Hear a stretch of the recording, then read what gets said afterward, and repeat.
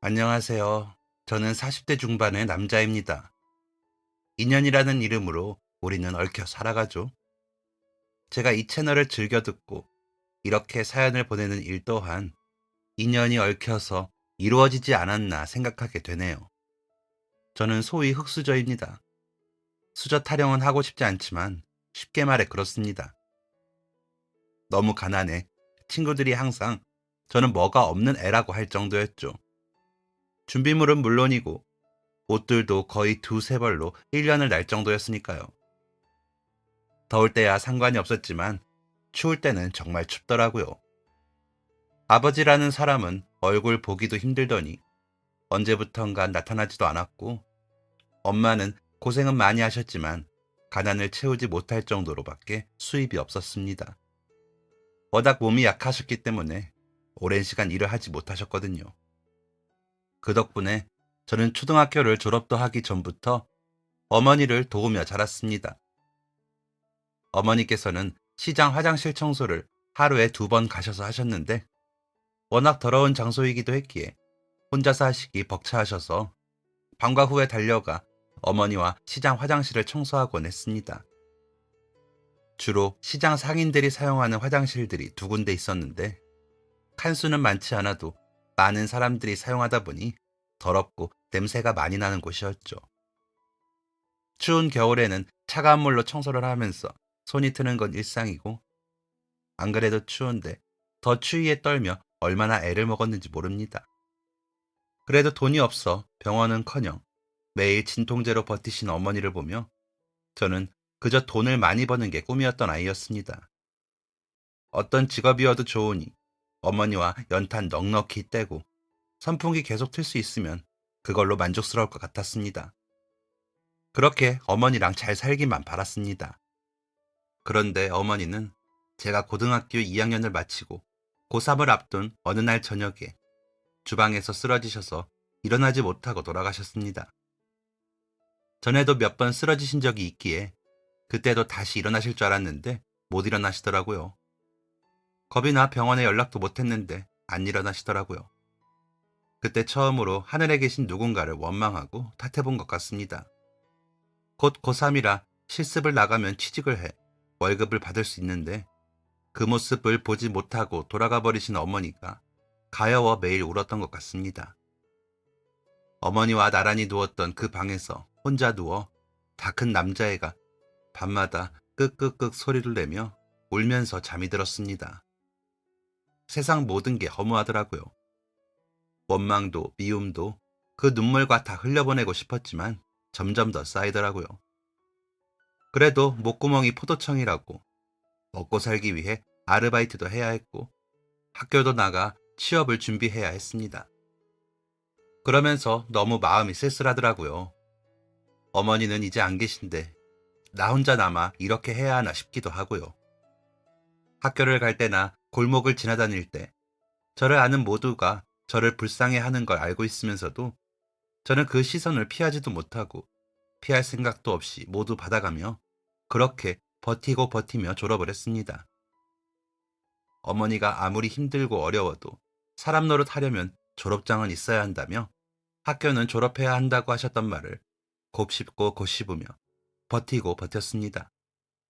어머니가 남기신 500만 원짜리 통장에서 돈을 뺐을 때마다 울고 싶은 마음이 들었지만 그럼에도 살기 위해 버텨야 했습니다.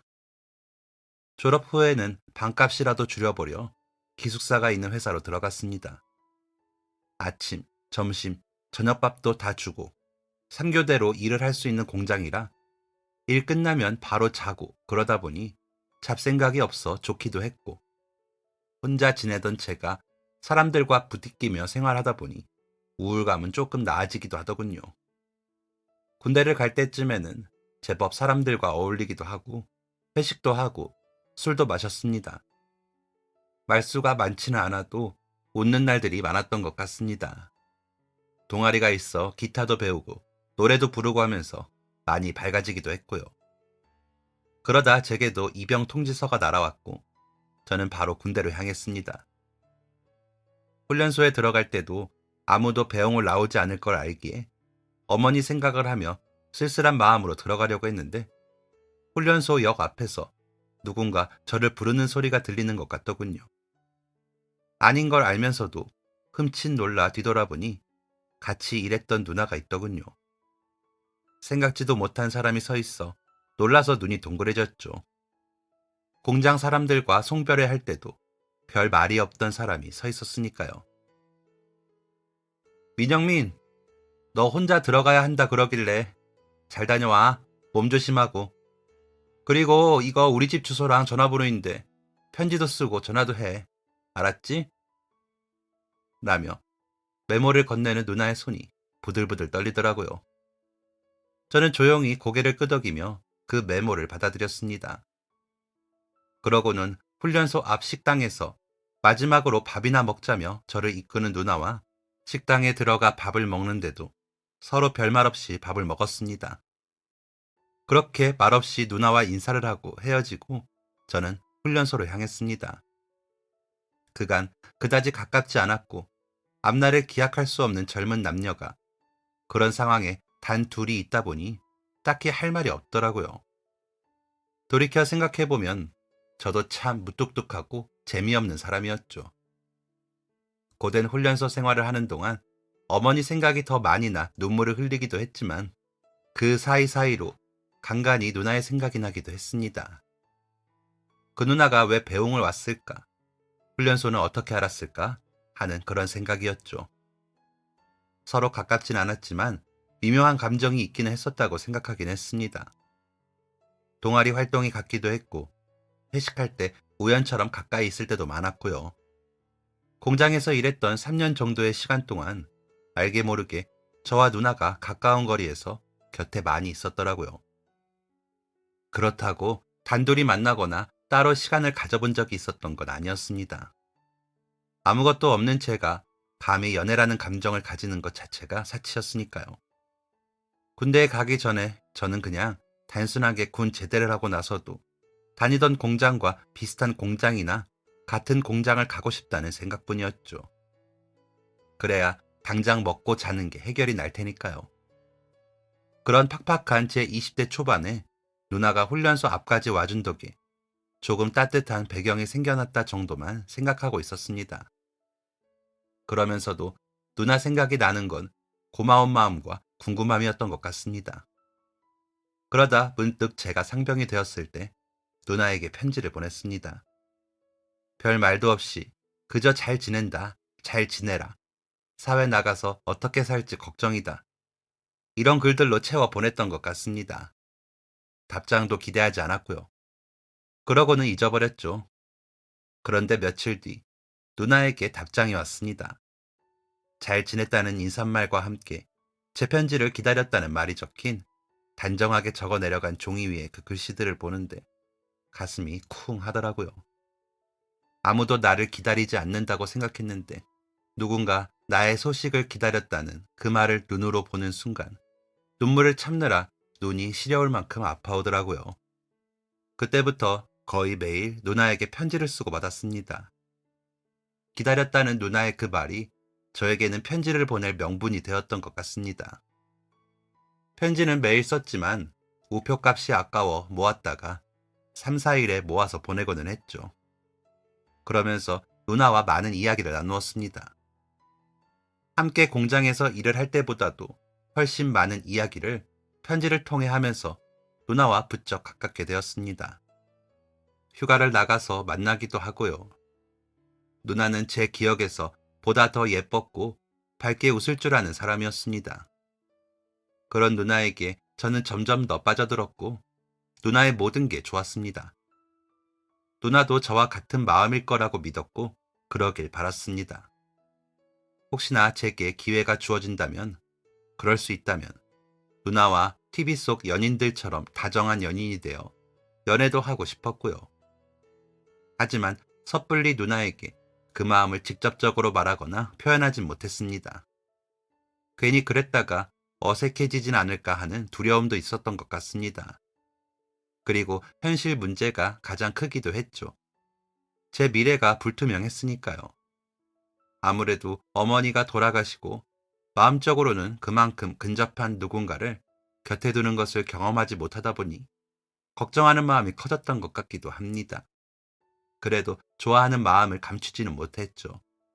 그 마음이 감춘다고 감춰지는 것도 아니고 가린다고 가려지지 않으니 말이죠. 그렇게 제대할 때까지 편지를 주고받았고 휴가를 나가면 만났습니다. 싸구려 여인숙에 묵으면서도 누나를 만나러 가는 길은 발걸음이 가벼웠습니다. 누나와 헤어질 땐 아쉬웠고 다시 만날 날까지 안녕을 전하며 또 보고 싶다는 애틋한 마음이 생겼습니다. 제게 너무나 큰 위안 같은 사람이었죠. 제대 날짜가 다가올수록 누나와 더 가까워지는 기분이어서 좋았습니다. 그러는 사이에도 해결되지 않은 제가 마주해야 하는 미래에 대한 고민으로 머리가 복잡하기도 했습니다. 제일 중요한 문제였죠. 당장의 취직도 다시 해야 하고 어떤 일을 하면서 먹고 살아야 할지 어디로 갈지 고민도 깊었습니다. 제대하고 찾아갈 곳이 없었으니까요. 군대에 오기 전에 모아놓은 돈으로 어디서 어떻게 얼마나 그렇게 버틸 수 있을지도 자신이 없었습니다. 다행인 건지 말년휴가 나와서 저는 전에 일하던 공장에 전에 일하던 조건과 같은 조건으로 기숙사와 공장에 들어갈 수 있었습니다. 저처럼 군대에 가는 직원들이 있는 바람에 운이 좋았던 것 같기도 합니다. 누나는 너무 잘 됐다고 해줬습니다. 마치 본인의 일처럼 기뻐해 주더라고요. 누나가 아직 그 공장에서 일을 하고 있기도 했고요. 그 웃는 얼굴을 계속 보고 싶었습니다. 그래야만 살 수 있을 것 같았습니다. 다시 일을 시작하고 첫 월급을 받아 누나에게 줄 선물을 샀습니다. 아무 무늬 없는 굵지 않은 금반지였습니다. 제 손에 끼울 것까지 2개였죠. 누나를 만나 아무 말도 없이 반지를 내밀었습니다. 뭣도 없이 그럴싸한 말도 없이 그냥 반지를 내밀었습니다. 그런 반지를 누나는 손가락에 끼고서 전보다 더 활짝 웃어 보였습니다. 형민아, 이런 건 어디서 샀어? 너무 예쁘다. 라는 누나에게 제 손에 끼운 반지를 보여주며 이제 이 반지 절대 빼지 말아요. 라며 저도 웃었습니다. 그 순간만큼은 온 세상이 제 것 같았습니다.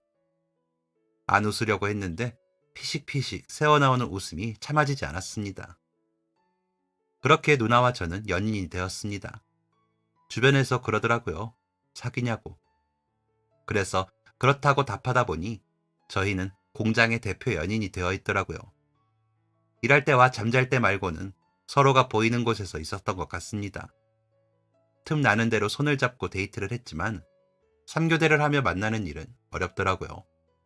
누나는 집에서 출근을 하는 사람이었기에 제가 근무 시간이 비어 시간이 날 때 누나의 출퇴근길을 함께하면서 그걸로 데이트를 대신하기도 했습니다. 거창하게 좋은 식당 한 번 가지도 못하고 공장 앞 김치찌개를 먹으면서도 저희는 행복했습니다. 그냥 무작정 더 같이 있고 싶었죠. 하지만 아직 제가 가진 돈이 많지 않았기에 감히 결혼을 꿈꾸지도 못했습니다. 누나가 저보다 2살이 많았는데 누나도 결혼 이야기는 안 하더라고요.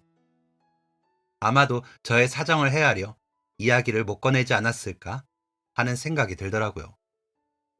그러던 어느 날 누나가 진지한 얼굴로 우리 같이 살까? 하더군요. 깜짝 놀라 나도 진짜 그러고 싶은데 미안해. 내가 아직 방구하려면 돈 조금 더 모아야 해.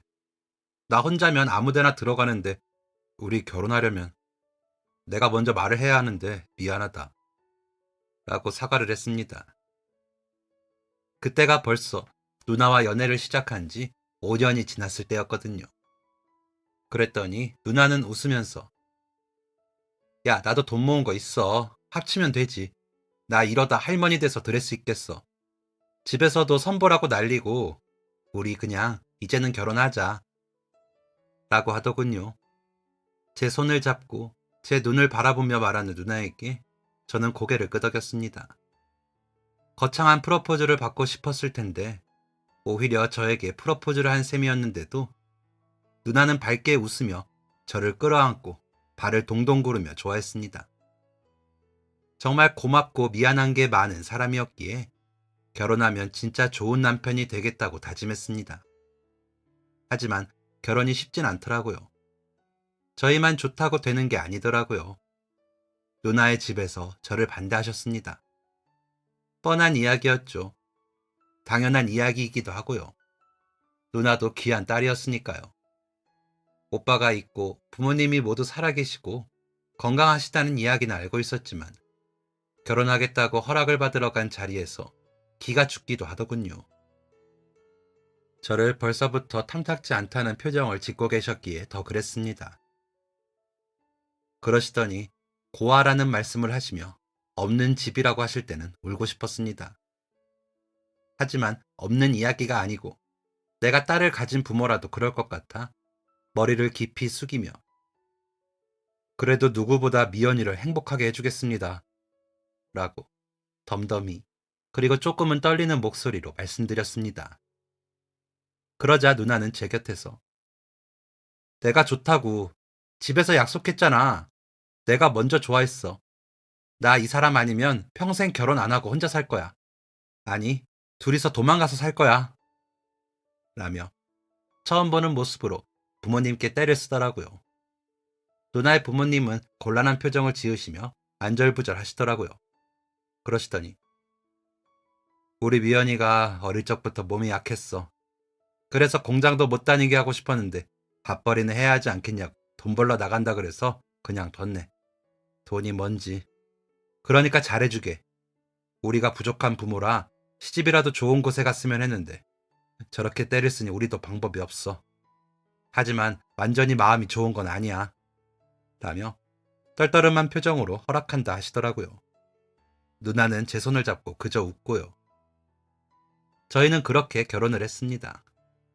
저는 가족이 없어 혼주석이 비어 있었죠. 가족 사진을 찍을 때도 처가 쪽 가족들하고만 사진을 찍을 수밖에 없었고요. 그때 가족이 없다는 게 이런 거구나 싶더라고요. 조금 슬펐습니다. 그래도 결혼을 해 내 식구가 생겼다는 게 좋았습니다. 공장과 가까운 새방을 구해 우리 둘만의 집을 꾸미는 것도 너무 좋았고요. 수저도 그릇도 칫솔도 나란히 2개씩 똑같은 걸로 놓은 모양이 좋았습니다. 일을 마치고 돌아갈 집이 있다는 것도 좋았습니다. 아내가 서툰 솜씨로 차려놓은 상에 앉아 혼자 밥을 먹어도 좋더라고요. 누군가 나만을 위해 만들어준 음식이 너무나 오랜만이었으니까요. 같이 쉴 수 있는 날이면 손을 잡고 시장에 가는 것도 좋았습니다. 빨래를 해서 널어놓으면서도 콧노래가 절로 났습니다. 행복하더라고요. 우리 둘이 모은 돈으로 우리 둘이 꾸린 이 가정이 너무 소중했습니다. 처갓집에 다니러 갈 때면 장인 장모님께서는 언제 반대하셨냐 할 정도로 반겨주시며 이것저것 먹어보라며 맛있는 음식도 해주시고 계절에 맞는 옷도 사주셨습니다. 잘 맞는지 입어보라고 하실 때는 코가 찡하더라고요. 어머니가 돌아가시고 누구도 제게 이런 관심이 있던 적이 없었는데 그런 정을 느끼고 나니 이 가정을 위해서라면 뭐든 할 수 있을 것 같았습니다. 그래서 그런지 일도 더 잘 되는 느낌이었습니다. 주변에서는 결혼하더니 신수가 환해졌다 하셨죠. 성실하다는 말도 이때부터 제가 많이 들었던 것 같습니다. 아내는 결혼한 지 1년이 조금 넘어선 어느 날 속이 좀 안 좋다고 하더군요. 그래서 체한 것은 아닌지 싶어 손을 따주겠다고 했습니다. 약도 먹으라고 내밀었죠. 그랬더니 진짜 눈치가 없어 하며 웃더니 작은 플라스틱 막대를 제게 내밀더군요. 뭔가 싶어 들여다보니 안쪽에 작은 막대 2개가 보이더라고요. 그래서 이게 뭐야? 설마 라고 했더니 그래 당신 아빠 됐어 하더라고요. 하늘을 나는 것 같았습니다. 제가 아빠가 되다니요. 너무 기뻐 소리를 지르며 만세를 외쳤습니다. 아내를 끌어안고 고맙다고 했죠. 아내는 그런 저를 다시 와락안더니 나 엄마 되게 해줘서 고마워 하더라고요. 진짜 좋은 사람이었습니다. 그런 사람과 사랑하는 사이라서 좋았고요. 아내는 유난히 입덧이 심했습니다. 뭘 먹지를 못해 임산부가 마르더라고요. 다니는 산부인과 병원에서 약을 처방해 주셨지만 소용없더라고요. 일을 그만두고 집에서 입덧을 견디는 아내 곁에 있어줄 수 없어 미안했습니다. 퇴근을 하고 아내가 그나마 먹을 수 있는 음식들로 사다 주며 노력을 했지만 아내는 먹지 못하고 다 개원했습니다. 임신 7개월 때까지 그랬던 것 같습니다. 저 같으면 힘들어서 임신이니 아이니 다 싫을 것 같았는데 아내는 병원에서 의사 선생님께서 아이가 건강하다고 하니 웃었습니다. 임신 7개월이 들어서면서 입덧이 잦아지고 겨우 조금씩 먹을 수 있게 되었을 때는 너무 감격스러워서 눈물이 날 것 같더라고요. 장모님은 우셨죠. 세상에, 저렇게 마른 임산부가 어디 있어? 이제 먹으니 그래도 됐다. 라며 아내의 손을 잡고 토닥이며 우시더라고요. 엄마의 사랑이 대물림되는 모습을 보는 것 같아 좋았습니다. 예쁘더라고요. 겨우 음식을 먹을 수 있게 된 아내를 위해서 저는 음식을 사다 나르기도 하고 만들기도 했습니다. 제가 할 수 있는 일이 그것뿐이더라고요. 다른 집안일은 애당초 제가 하고 있었기에 그대로 하면 됐고요. 아내는 그런 제게 내가 진짜 시집은 잘 왔어. 우리 남편이 최고네. 하며 웃었습니다. 아내가 웃으면 저는 그것으로 충분했습니다. 아내는 힘든 임신 기간을 지나 건강한 사내아이를 낳았습니다. 혹시나 기운이 없어 혼절하진 않을까 전전긍긍하며 기다렸습니다. 8시간을 진통을 했지만 아내는 아이가 태어나자 품에 안고는 웃었습니다. 그 작은 아이가 세상에 나와준 것만으로 감사하다며 아이에게 젖을 물렸고요. 아내는 사랑이 많고 좋은 엄마였습니다. 제가 돕는다고 도와도 부족했는데 그런 것은 아랑곳 없이 아이를 밤낮으로 돌봐주었습니다. 저는 덕분에 회사 일에 집중할 수 있었죠. 사실 아이가 새벽에 오는 줄도 몰랐습니다. 안 들렸거든요. 아내가 제가 깰까봐 데리고 나가 업고 재우는 것도 몰랐습니다. 나중에 장모님이 말씀해 주셔서 그제야 알았습니다. 무심하고 미련한 남편이 아내를 병들게 했나 봅니다. 아내는 어느 순간부터 더 마르더라고요. 육아가 힘들어서 그렇구나 싶었습니다. 장모님이 오셔서 도와주시긴 했지만 아이가 예민해 잘 내려놓질 못했거든요. 그런데도 아내는 아이가 너무 예쁘다면서 웃었습니다. 아이도 그런 엄마가 좋은지 제게는 잘 오지도 않더라고요. 그래도 제 자식이라고 그런 아이가 예뻤습니다. 귀엽기도 하고요. 저를 많이 닮은 아이라 더 정이 많이 가더라고요. 아이는 아내의 정성으로 잘 자랐습니다. 저도 아내의 내조 덕인지 일도 잘 됐죠. 근처에 다른 공장에 좋은 조건으로 자리가 나 3교대를 하지 않아도 됐습니다. 월급도 늘고요. 여러 복지도 좋은 곳으로 가게 되니 좋더군요. 저녁에 가족들과 함께하는 시간이 너무 행복하고 좋았습니다. 주말에 아이와 함께 나들이 가는 것도 좋고요. 아내는 그런 모습을 휴대전화로 사진을 많이 찍었습니다. 디지털 카메라를 사달라는 말에 돌아오는 생일을 사주겠다 약속을 했죠. 그런데 점점 휴대전화 사진이 좋아진다며 따로 안 사도 되겠다 하더라고요. 그래서 다른 선물을 골라보라며 말을 하고는 웃으며 잠이 들었습니다. 그러고는 일어나 출근을 하려는데 아침을 차리면서 인상을 쓰고 있더라고요. 그래서 어디 아파? 하고 물으니 속이 좀 쓰리네 하기에 병원에 가라고 말을 했더니 이런 걸로 무슨 병원을 가, 약 먹으면 돼 라고 하더라고요. 그 모습이 마치 어머니 같아 아니야 병원 가, 꼭 가 라고 말을 했습니다. 그때 회사에 좀 늦는다고 하고 아내를 데리고 병원에 가야 했습니다. 아내가 뻔히 병원에 가지 않을 걸 알면서도 그냥 그렇게 출근을 하는 게 아니었습니다. 아내가 그날 오후에 쓰러졌다는 소식을 듣고 후회해도 늦었죠. 장모님께 아이 좀 봐달라고 전화가 왔더랍니다. 속이 너무 아파서 힘들다고요. 장모님은 어리광이겠거니 하시면서도 딸이 힘들어서 그러지 싶어 알았다 하시고는 아이 어린이집 마치는 시간에 맞춰 아이를 데리고 장을 봐서 저희 집으로 오셨답니다. 전에도 몇 번 그렇게 봐주신 적이 있어 아무렇지 않게 그렇게 하신 거죠. 아이가 도도도 달려 엄마를 찾으며 가는데 아내가 반기며 나오지 않더랍니다. 자나 싶어 방에 가셨는데 아내가 땀을 뻘뻘 흘리며 정신이 없더랍니다. 119에 전화를 해 근처 응급실에 가시면서도 그저 위경련이 났나 보다 싶으셨대요.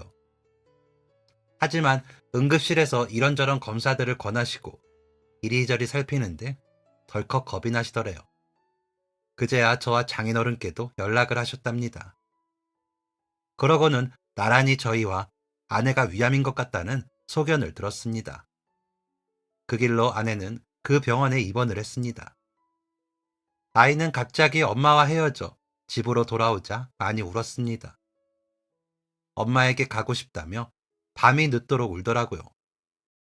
저도 안고 장모님이 안아도 아이는 울고 또 울다가 지쳐서 잠이 들었습니다. 저도 그렇게 울고 싶더라고요. 낮에는 장모님이 병원을 지키셨고 밤에는 제가 잠깐 들러 아내 곁에 있었습니다. 장모님은 아이를 보시느라 저희 집 살림을 맡아주셨죠. 아내의 병명은 위암이었는데 전이가 많이 된 것 같아 수술을 하더라도 경과하는 장담을 못한다고 하시는 의사 선생님의 말이 원망스러웠습니다.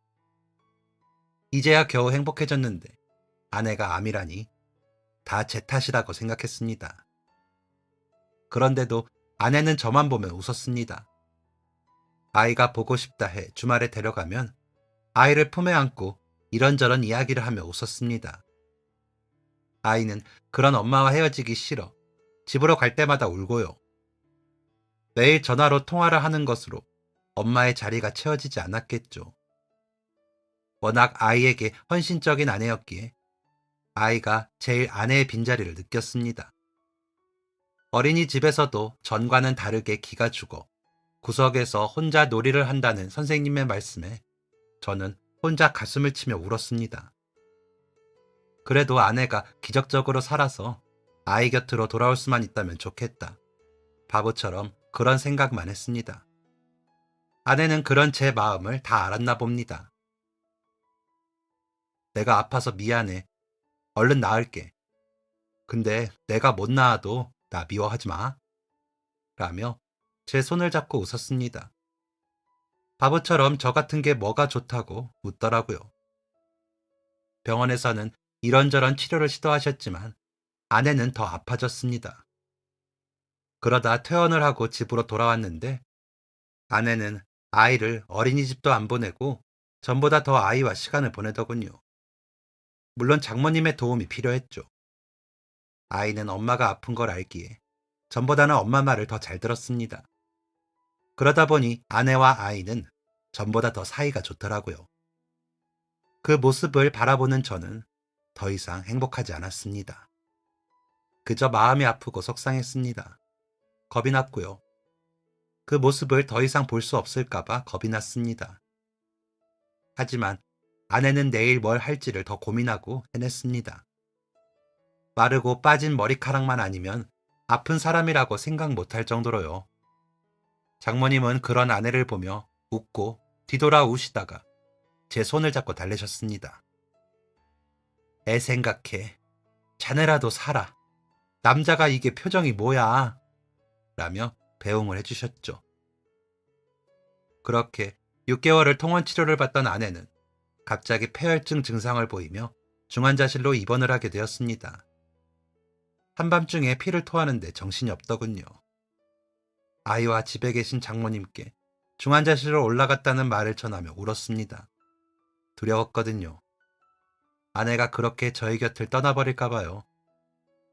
먹고 사는 돈이 필요하니 회사도 못 그만두고 아내를 쓸쓸히 보낼 것 같아 마음이 아팠습니다. 이제 아내가 없이 내가 어떻게 사나 싶더라고요. 참으려고 해도 눈물이 주룩주룩 흘렀습니다. 아내는 그런 제게 바보야, 또 울어? 라고 할 테지만 저는 울었습니다. 중환자실에 간 아내는 3주를 의식도 없이 있다가 숨이 멎었습니다. 아이에게 아내의 죽음을 제대로 전하지도 못하고 울기만 했습니다. 장례식장에 놓인 영정사진 속 아내는 웃고 있는데 아내는 없었습니다. 제대로 한번 안아보지도 못하고 잘 가라는 말도 못했는데 그렇게 떠난 아내를 저는 놓지를 못하겠더라고요. 장인어른과 장모님께서는 우시다가도 저와 아이를 보고 끌어안아 주셨습니다. 너무 우셔서 목이 쉬시고 쓰러지시기도 하셨지만 저와 아이 곁에 있어 주셨죠. 아내의 장례가 끝나고 저는 회사에 사표를 냈습니다. 그리고 아이와 하루 종일 집에 앉아 아내 이야기를 했습니다. 장모님이 오셔서 반찬도 건네주시긴 했지만 오래 있지는 못하시더라고요. 그래서 아이와 자주 처갓집으로 갔습니다. 가서 아내가 있을 때처럼 놀다가 집으로 돌아와 아내가 했던 것처럼 아이를 씻기고 청소를 하고 잤습니다. 아이는 엄마 이야기를 하면서도 보고 싶다는 말을 하진 않더라고요. 그래서 엄마가 보고 싶지 않냐고 물어보니 내 마음속에서 매일 만나 라고 하는데 저도 모르게 아이를 끌어안고 엉엉 울어버렸습니다. 고작 4살짜리 아이가 그리운 마음을 참고 있는 모습이 안쓰럽더라고요. 그렇게 한 4개월을 아이와 시간을 보냈습니다. 집은 아내가 있을 때와 똑같았습니다. 아내의 짐도 그대로였죠. 그런데 어느 날 장모님이 오시더니 아내의 짐을 막 싸시는 겁니다. 어머니 왜 이러세요? 미연이 짐을 왜 치우세요? 라며 막아서자 이걸 치워야 자네가 살지. 이러고 언제까지 있을 거야? 애랑 손가락 빨래? 젊은 남자가 애만 보고 이러고 손 놓고 있을 거야? 일도 안 하고 이게 뭐야? 잊어. 그래야 살아. 산 사람은 살아야지. 자식 먼저 보낸 이 어미도 살아. 라며 저를 밀어내시더니 아내의 짐을 다 싸시더라고요. 아이는 그런 할머니를 보고 놀란 건지 할머니 미워. 왜 엄마 물건 만져? 만지지 마. 나 화났어. 라며 울더라고요. 하지만 장모님은 작정을 하신 건지 돌아보지도 않고 짐을 싸셨습니다. 그러시더니 나 이제 이 집 안 와. 애 혼자 키우기 힘들면 애 우리한테 맡겨. 그리고 자네는 자네 인생 살아. 라며 가셨습니다. 고작 4개월인데 4개월밖에 아내의 빈자리를 지키지 못했는데 그러시는 장모님이 조금 야속했지만 그 마음은 알 것 같아 눈물이 났습니다. 정말 아이와 길에 나앉을 순 없으니 일을 다시 시작해야 했습니다. 아이는 처갓집에서 유치원에 다니며 주말에만 저희 집으로 왔습니다. 아이는 엄마 짐이 있는 할머니 집을 좋아하더라고요. 저는 전에 다니던 공장장님의 소개로 조금 작지만 내실 있는 공장에 새롭게 취직을 했습니다. 회사가 집과는 조금 멀어졌지만 다닐만 하더라고요. 같이 성장한다는 생각으로 열심히 일했습니다. 그 모습을 사장님도 좋게 봐주셨는지 월급도 많이 올려주셨고요. 그렇게 일만 하고 아이를 키우며 시간은 흘렀습니다. 아이가 학교를 갈 때가 되어 휴대전화도 해주었죠. 그런데 아이가 아내가 쓰던 전화를 가지고 오더니 아빠, 여기 있는 사진 내 전화에 옮길 수 있어? 라며 내밀더라고요. 그래서 보게 된 사진첩에는 아이와 아내가 함께 찍은 사진들이 가득했습니다. 저의 모습들도 있고요. 어찌나 밝게 웃는지 내가 그랬나 싶더군요. 눈물이 날 것 같은 걸 겨우 참고 아빠가 이따가 밤에 옮겨볼게 하고는 컴퓨터를 이용해 아이 전화에 사진을 옮겨주었습니다. 오랜 시간 엄마 전화로 사진을 봤을 아이를 생각하니 마음이 미어지더라고요. 아내도 너무 보고 싶고요. 너무 그리워 눈물이 나더라고요. 그렇게 아이를 입학시키고 얼마 뒤 회사 여직원 하나가 제게 민 과장님, 혹시 저녁에 시간 되시면 식사 안 하실래요? 하더군요. 무슨 일인데요? 할 말 있으면 회사에서 하지 그래요? 라고 답을 하니 과장님, 제가 그렇게 티를 냈는데 한 번을 안 받아주세요. 그래서요. 라고 하더군요. 놀랐습니다. 그간 저를 잘 챙기긴 한 것 같은데 생각도 못했거든요. 아니, 나는 애아빠인데 미혼인 선아 씨가 뭐가 아쉽다고 그런 소리를 해요. 부모님 아시면 속상하시겠어요. 라며 제가 인상을 쓰며 말하자. 그런 건 제가 알아서 할 문제고요. 그리고 진짜 애아빠가 아가씨 좋다고 하면 감사하실 것이지 왜 화를 내세요? 제가 그렇게 별로예요? 라면서 웃더라고요. 나는 선아 씨를 직장 동료 이상으로 생각해 본 적 없어요. 그러니까 이런 얘기 하지 마세요.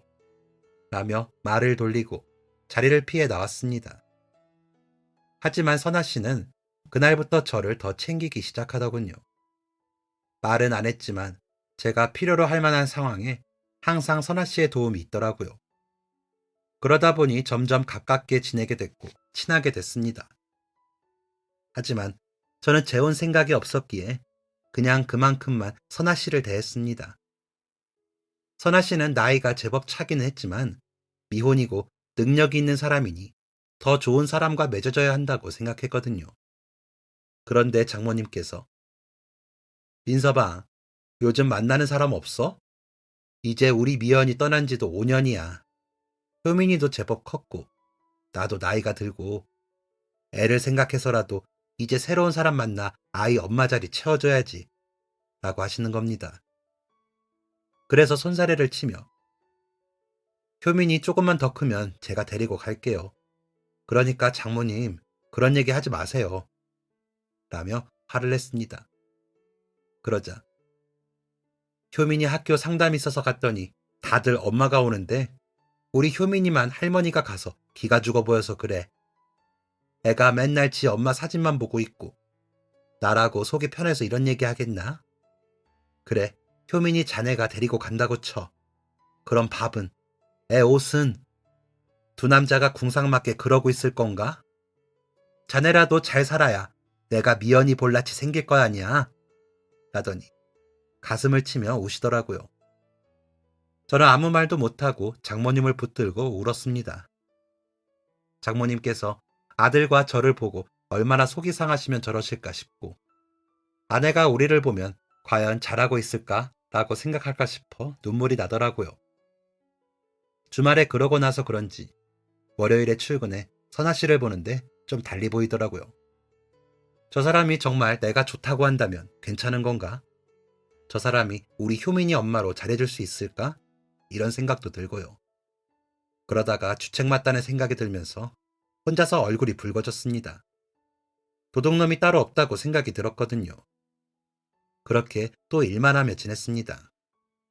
호라비 티는 팍팍 났죠. 매일 아들과 통화하는 시간이 제일 행복했습니다. 그러다 회식을 하게 되었는데 선아 씨가 술이 취했는지 저를 붙들고 과장님은 바보예요. 이렇게 멀쩡한 여자가 좋다는데 왜 싫다고 해요? 내가 그렇게 별로예요? 나 어디 가서 그렇게 꿀리고 그러지 않아요. 라며 울더라고요. 제가 당황해서 어쩔 줄은 몰라 하는데도 술에 취한 선아 씨는 제 옷깃을 붙들고 한탄을 하듯이 따지며 울었습니다. 그 모습을 사장님도 보시고 부장님도 보시게 되어 난감했죠. 제가 쩔쩔매자 사장님께서 민 과장, 선아 씨가 별로야? 선아 씨 정도면 괜찮지 않아?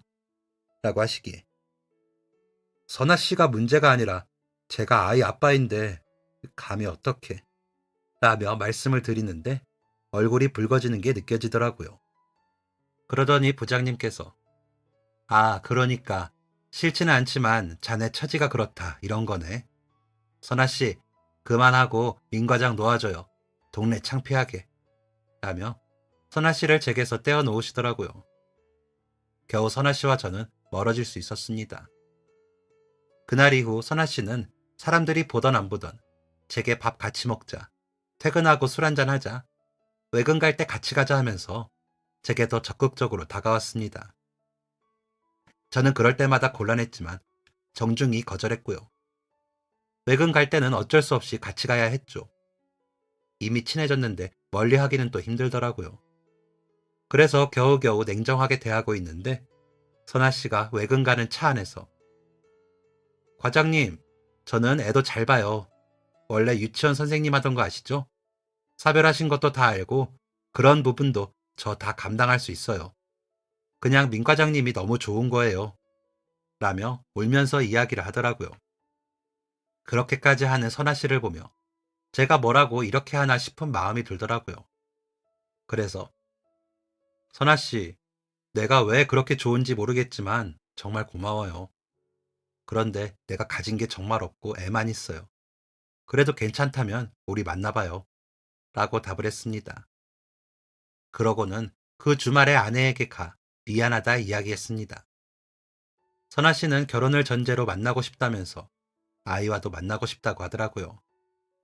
그래서 미리 아내에게 말을 해야 할 것 같았습니다. 그리고 장모님께도 그간의 일들과 선아 씨에 대해 말씀드렸습니다. 아이와도 만나고 싶다고 한다고 하니 제 손을 잡으시며 거봐, 이렇게 좋은 사람이니 누가 가만두겠어. 고마워, 고마워 라면서 잘했다고 하시면서 눈에는 눈물이 고이셨더라고요. 그러고는 그 다음 주말에 아이와 선아 씨를 만나게 해주었습니다. 정말 유치원 선생님을 한 적이 있어서 그런지 아이와 금방 친해지더라고요. 눈치를 보던 아이는 금세 선아 씨를 따르면서 좋아했습니다. 아이가 웃는 모습을 보니 제 마음도 따뜻해지고 좀 놓이는 부분이 있더라고요. 선아 씨 부모님께도 인사를 가기로 하고 가는데 너무 떨리더라고요. 고아에 아이까지 있는 제가 마음에 안 드실 텐데 어쩌나 싶어서요. 그런데 선아 씨 집에 들어서고 저는 깜짝 놀랐습니다. 사장님이 그 집에서 저를 맞아주셨거든요. 놀라서 제가 어버버하고 있자 선아 씨는 제가 갑자기 유치원 그만둔 이유가 있죠. 우리 아빠가 저더러 회사 돌아가는 걸 알아야 물려받는다고 난리쳐서요. 제가 외동딸이거든요. 라고 하는 겁니다. 그러자 사장님께서는 민 과장 성실하고 좋은 사람인 거 다 아는데 뭘 그렇게 뜸을 들여? 아주 내가 불러다가 혼을 내려다가 참았네. 사람 인연이 이렇게도 되네. 라며 제게 손을 내미시며 웃으셨습니다. 사모님께서는 좀 표정이 안 좋으셨지만 어쩔 수 없다는 듯이 저를 대해주셨고요. 그렇게 선아 씨와 저는 결혼을 하게 되었습니다. 선아 씨는 아이와도 잘 지내주었습니다. 아이는 학원을 더 다니게 되긴 했지만 선아 씨를 매우 좋아했습니다. 새엄마라고 부르며 사장님 댁에도 같이 놀러 가기도 했고요. 장모님과 장인어른은 우리는 괜찮아. 너무 못 견디게 보고 싶으면 전화할게. 자네랑 효민이랑 잘 살면 돼. 라고 하시면서 저의 결혼을 축하해 주셨습니다. 그렇게 한 3개월쯤 지났을 때 새 장모님, 편의상 그렇게 부르겠습니다. 과 아이가 한참을 이야기를 하고 있더라고요. 새 장모님께서 아이를 예뻐해 주셔서 아이가 금방 새엄마 할머니라며 잘 지냈거든요. 그래서 그런지 새 장모님께서도 예뻐해 주시고 이야기도 많이 나누어 주시면서 아이와 정을 붙여주시더라고요. 그러다 갑자기 민서방, 이 아이가 자네 죽은 처였나? 하시며 얼굴이 사색이 되어 아이 휴대전화를 들고 제게 오시더라고요. 그래서 네, 그런데 무슨 이라며 묻자 어머나 세상에 이런 일이 라며 말씀을 하시는데 새 장모님 어머니께서 예전에 남의 집 일을 하시면서 돈을 버셨는데 그때 일을 하던 집이 전 장모님의 집이었답니다. 전 장모님의 집이 어려워져 일을 그만두게 되시기 전까지 거의 같이 자라다시피 하시면서 자매처럼 자란 탓에 아직도 가끔 만나고 전화도 종종 하시며 연락을 하고 계신다고 하더군요. 저희 결혼할 때는 딸이 그렇게 가서 혹시나 싶다면서 못 가서 미안하다 해 청첩장도 안 보내셨다고 하더라고요. 새 장모님께서 눈물을 흘리시면서 내가 그 친구랑 또 이런 인연으로 더 만나네 라면서 제 손을 잡고 우리 잘 지내세. 효민이 잘 키우고 잘 살자고 라고 하시면서요. 저는 아마도 죽은 아내가 선아 씨를 만나게 해준 것 아닌가 하는 생각이 들었습니다. 효민이를 잘 키워줄 수 있는 사람이란 걸 알고 말이죠. 전 장모님께도 말씀을 드렸더니 막 우시면서 선아는 내가 잘 알아. 선아라고 하니 내가 마음이 놓이네. 다행이야. 내 친구도 좋은 사람이거든. 잘 살게. 그럼 됐어. 라며 말씀을 해주시더라고요. 그러고는 얼마 뒤 새 장모님의 부탁으로 전 장모님과 새 장모님을 모시고 아내에게 다녀왔습니다. 가서 인사를 하고 싶다고 하셨거든요. 그렇게 만나신 두 분, 새 장모님은 어머, 우리가 이렇게 또 엮인다. 미연이 결혼식하고 장례식에 일이 있어서 못 가봤었어. 그런데 이렇게 만나게 되네. 하시면서 어머니를 안았고 저와 효민이를 잘 부탁하다는 인사를 나누시더라고요. 그래서 앞으로 종종 어머님 두 분 모시고 이렇게 만나요. 제가 모시고 다닐게요. 라고 하고는 지금까지도 함께 만나고는 합니다. 만나서 맛있는 식사 대접도 하고 예쁜 카페도 가고 하죠. 두 어머님 모두 좋아하십니다. 그러다 문득 그런 생각이 들었습니다. 아내가 어머니와 제게 외롭지 말라고 가족을 많이 만들어준 것 같다고요. 그렇게 생각하고 감사하는 마음으로 잘 지내고 있습니다. 아들은 동생 낳아달라 조르다가 이제는 포기인지 강아지 기르자고 하네요. 선아씨는 효민이만 있으면 된다면서 강아지의 한 표고요. 여러분, 사람 인생과 인연은 정말 어떻게 흘러갈지 모르는 것 같습니다. 그러니 잠시 스치는 사람이라도 좋은 인연이 돼야겠지요. 저도 그런 사람이 되도록 열심히 살아보겠습니다. 모두 행복하세요. 지금까지 사연 들어주셔서 감사합니다. 사연이 재밌으셨다면 구독과 좋아요를 눌러주세요. 감사합니다. 안녕히 계세요.